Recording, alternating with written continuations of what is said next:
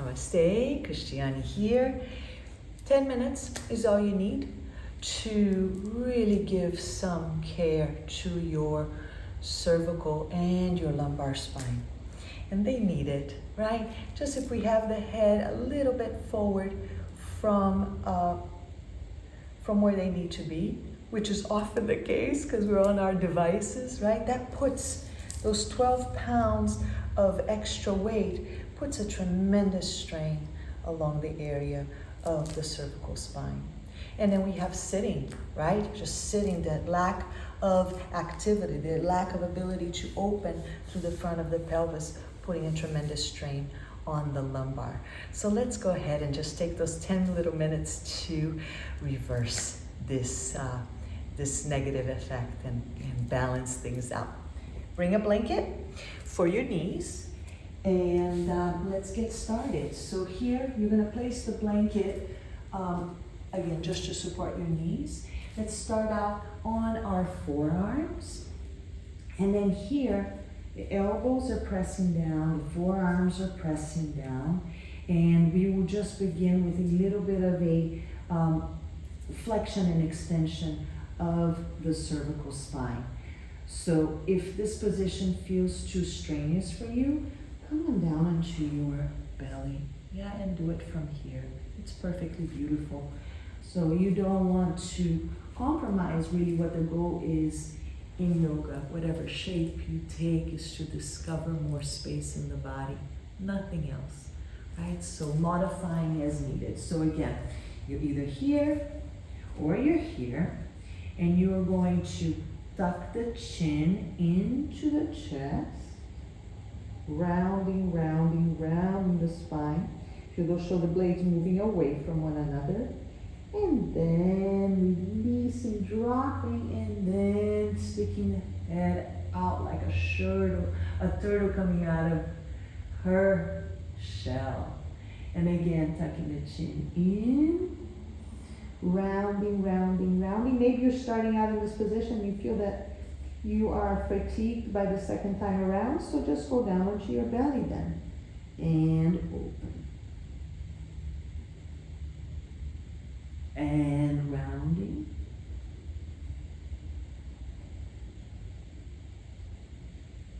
And open. And rounding.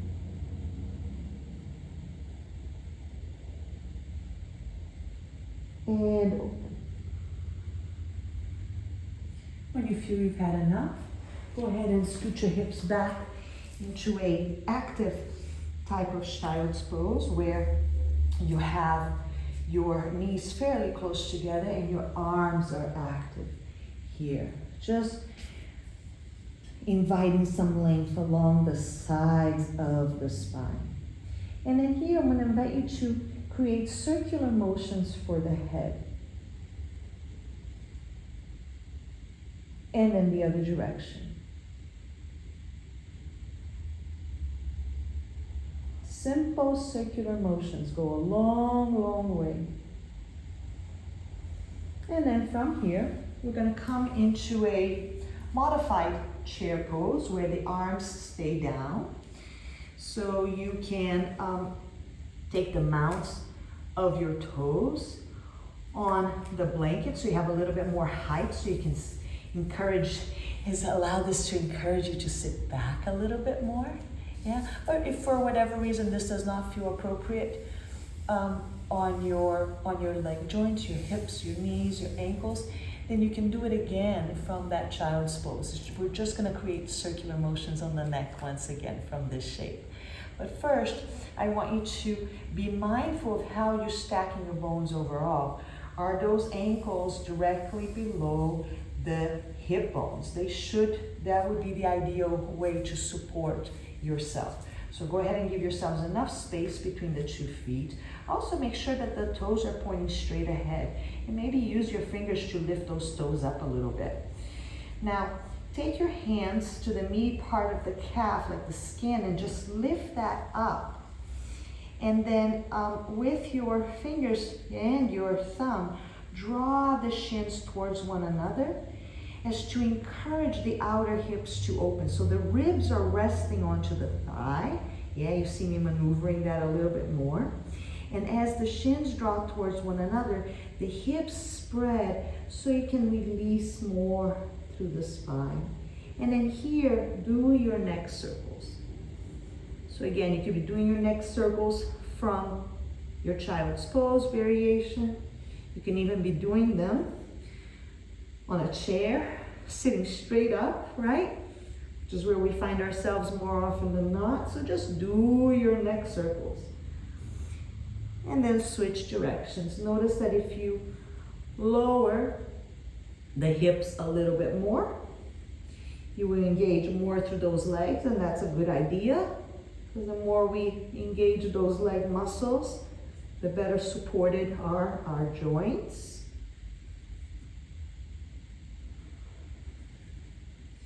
And when you've had enough of this, come on back down.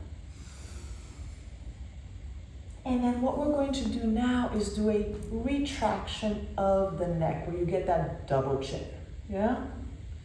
And we'll do that again against gravity, just to make it a little more challenging, but it's up to you. You can just do it from sitting straight up ahead. So we're gonna be back on our forearms.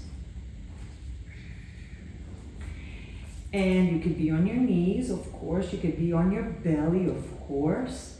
And you're just, let me see, make sure you guys can see. You're just tucking the, tucking the chin into the chest and then releasing it. Tucking it in and releasing it. Tucking it in and releasing it. And if you feel that you want to challenge yourselves, come into a full forearm plank. To do this, by all means.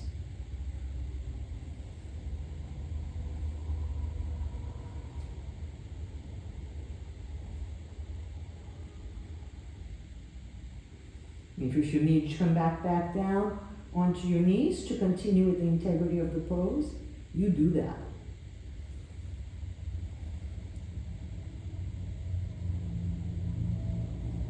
If you feel you've had enough, maybe you can challenge yourself to one or two more, if it's appropriate, and then come on down. So here, for those of us who were comfortable in that seated chair variation, let's do that again. It's so great on the lumbar. For those of you who are not, you can be seated on a chair and just lean forward. Okay, same thing. So again, just to give a little bit more attention to our feet, let's place the mounts of the toes onto the blanket for a little bit of height. Again, lifting through the shins, drawing them towards one another to really activate those outer hips, so as to give the lumbar a chance to release. And then let's take the left hand out behind us and the right hand between the two legs. And just breathe here. So you notice that your left side of the torso is resting on top of your left thigh, yeah? But now to get more of the entire torso there, let's take that left hand, bring it to the side of the abdomen on the right, and then move the whole torso over to that left leg. And sit back. And now nod yes. So again, if you've been doing this from an actual chair, yeah, nodding yes, and nodding no.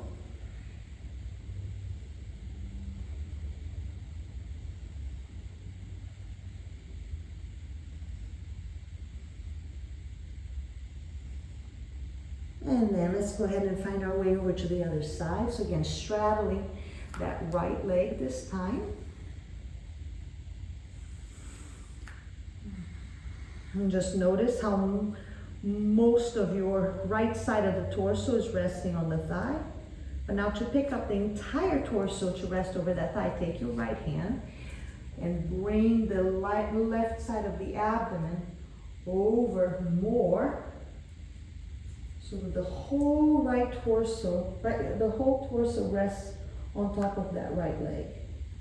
Reaching the arms back is to encourage those hips to come down more. and back more, so you can use more of the glutes and be gentle and kind to your knees. Yes. Why not? Yes. And yes. And yes. And the thighs are burning a little bit. Yes. And then there are, of course, those few things that we absolutely have to say no to. And so go ahead and nod no.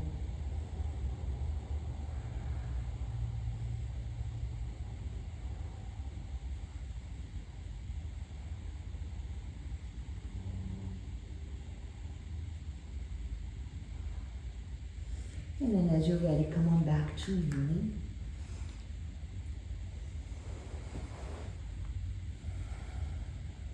And if you have another 10 minutes, you get to do the whole series once more, just either from memory or repeating on the recording.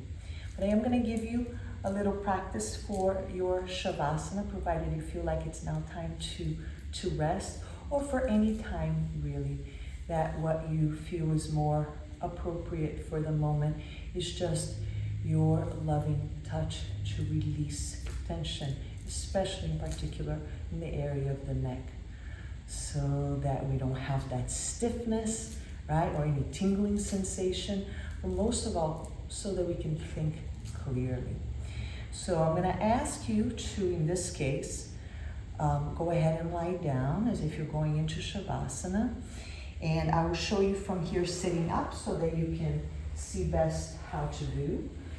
And I'm going to ask you to take your left hand to the base of the skull, lift it up, and bring your left ear towards the left shoulder.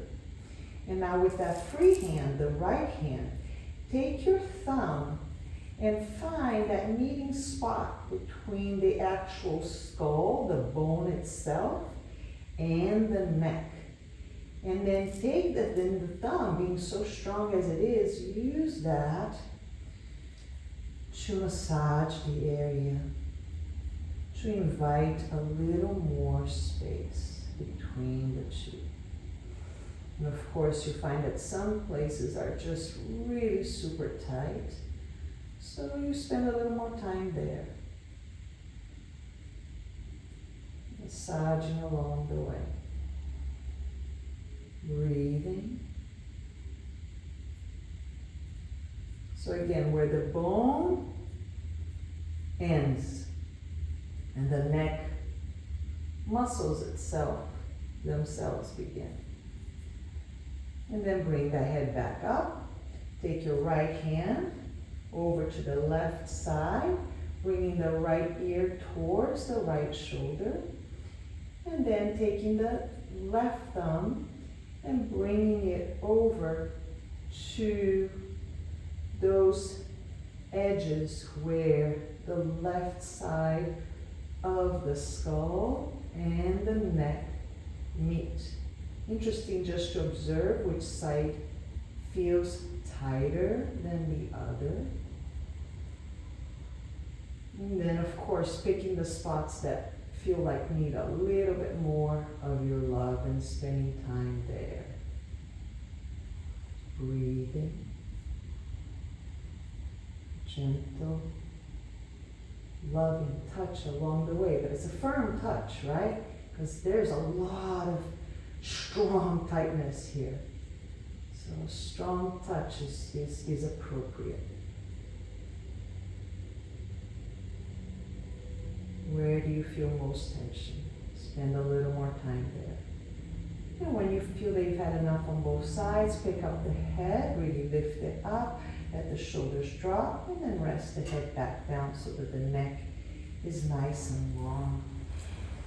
And again, give yourselves a little good Shavasana if you have an extra few minutes to spare. Otherwise, I'm really grateful we got to have this brief time together to accomplish so much. From the light in me, I bow to the light in you. Namaste.